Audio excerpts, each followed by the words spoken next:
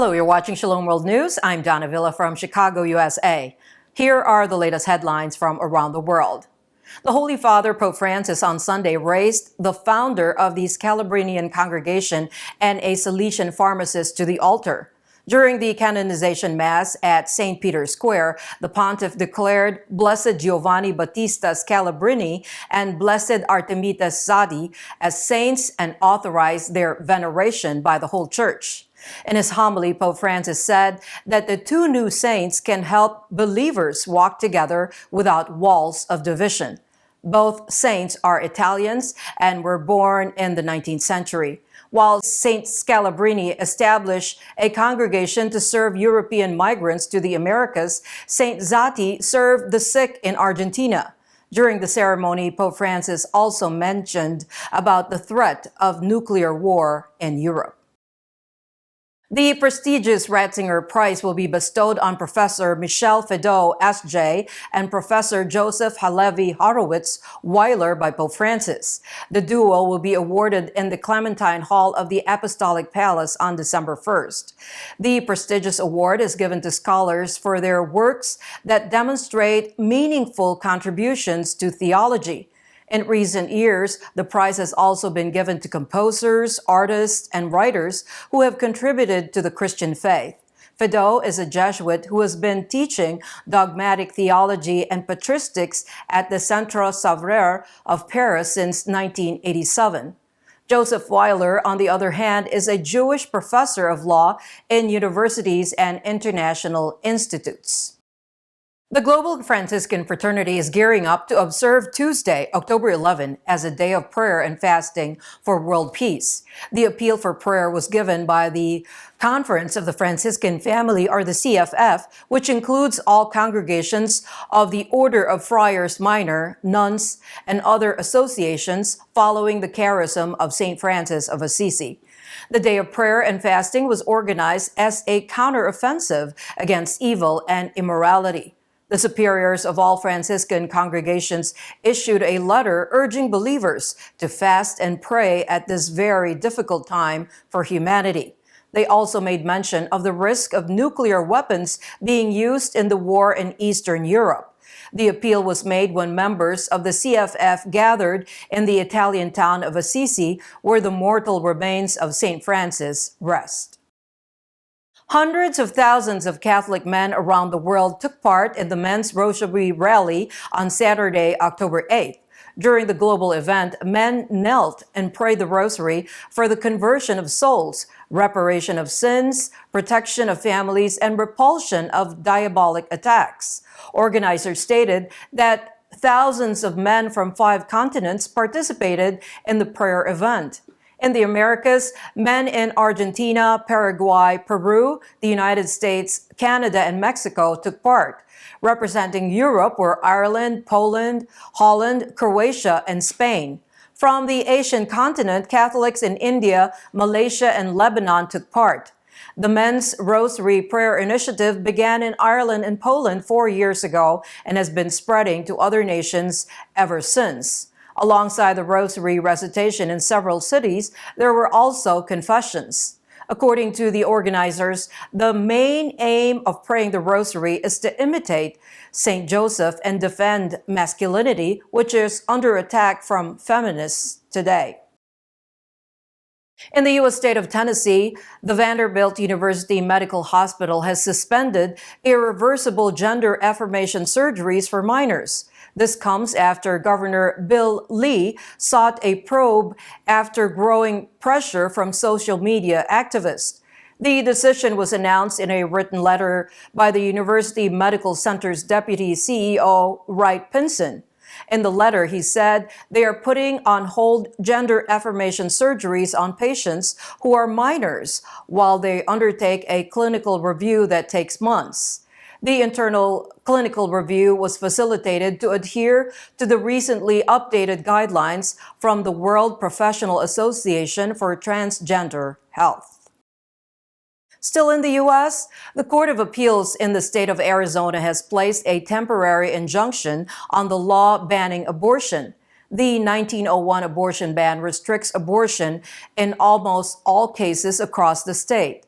The Pima County Superior Court's decision to lift the injunction on the ban on September 23 was granted an emergency stay by the Arizona Court of Appeals. It was based on a request from pro-choice outfit Planned Parenthood.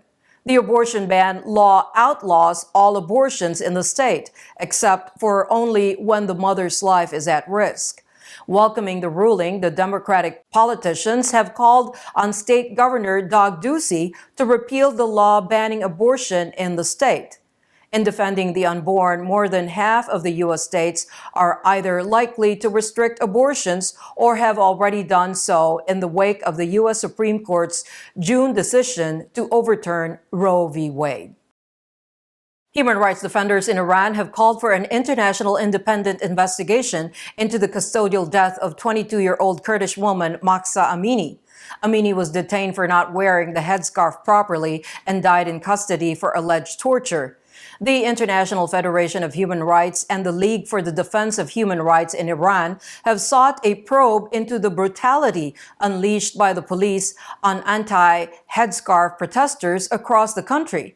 Both human rights organizations allege that 193 people, including 18 children, have been killed in police brutality in the Islamic nation since protests began on September 16. Security personnel have also arrested many human rights defenders, lawyers, and journalists. Protests are continuing in the capital, Tehran, as well as other cities. University and high school students have also joined the fray in protesting against the repressive laws. The Peruvian capital Lima witnessed a sea of believers thronging its streets to take part in the Señor de los Milagros, or Our Lord of Miracles procession on Saturday, October 8th. It was after a gap of 2 years that Lima witnessed this mammoth procession. The Lord of the Miracles is a sacred mural of the crucified Jesus, and it dates back to the 17th century when the nation was a Spanish colony. The replica of the sacred image was taken in procession on a huge decorated platform by 36 members of the Lord of Miracles confraternity. Tens of thousands of believers wearing purple accompanied the image while singing hymns. This is the first of a series of processions that will take place on October 18, 19, 28, and November 1st.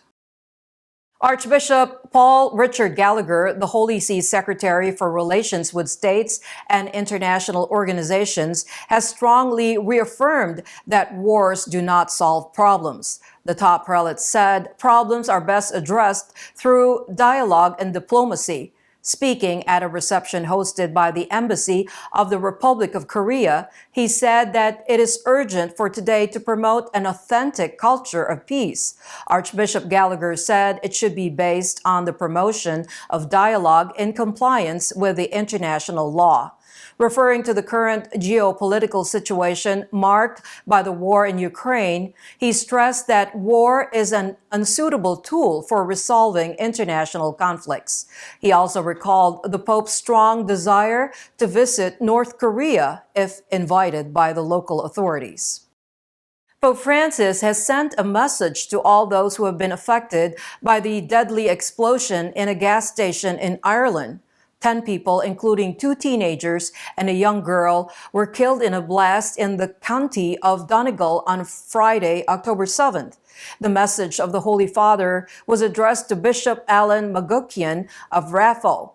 In the message, the Holy Father stated that he was saddened to learn of the loss of life and destruction caused by the explosion in Creslow. He expressed his spiritual closeness to all those who are suffering in the aftermath of the tragedy. He also sought divine blessings of consolation and healing upon the injured, the displaced, and the families.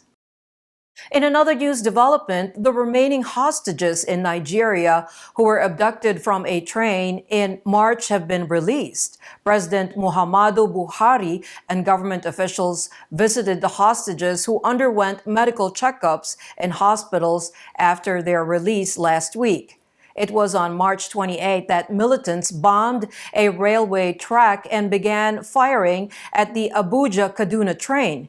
8 passengers were killed and 61 were taken hostage in the attack. Although the identity of the attackers is not known, the government puts the blame on Boko Haram. The remaining hostages were released in a military operation, although its details have not been disclosed. The West African nation is plagued by kidnappings for ransom, mass killings, and other forms of brutality unleashed by Islamist militants and armed gangs. The Catholic Church in Uruguay has expressed concern over the proposed euthanasia bill passed by the lower house of representatives. Cardinal Daniel Sturla, Archbishop of Montevideo, shared his dismay over the bill's passage in an interview with television broadcasting network Telemundo. According to the proposed bill, the law will regulate and guarantee the right of persons to go through the process of dying with dignity in the circumstances determined by the person. On October 6, the bill was approved in the lower house by 57 to 39 votes. The Senate will now discuss and decide on it in the upcoming weeks. The Archbishop of Montevideo also emphasized that rather than making pro-abortion judgments, the Senate should support the palliative care legislation already approved by the House of Representatives. Pointing out the need to defend the sanctity of life from the time of conception till natural death, the Cardinal further called President Luis Lacalle Pou to veto the bill if it's passed in all the houses. It was a sight to behold as over 1 million faithful in 30 states of Mexico took to the streets supporting women, life, and peace this past weekend of October 8th and 9th. In Mexico City alone, more than 200,000 people marched to the emblematic Angel of Independence. At the Angel of Independence, a manifesto was read in which 4 points were highlighted: that laws be generated in favor of women in vulnerable situations which address the roots of their problems, that the life of each human being be protected before and after birth equally without any discrimination by health conditions or for any other reasons, that public policies be generated in favor of peace and unity for all, especially within the family, and that trust is restored among citizens so that everyone can live together in peace and harmony without violence. And those are your latest headlines. Do join us tomorrow. In the meantime, you can visit swnews.org for more updates. Shalom.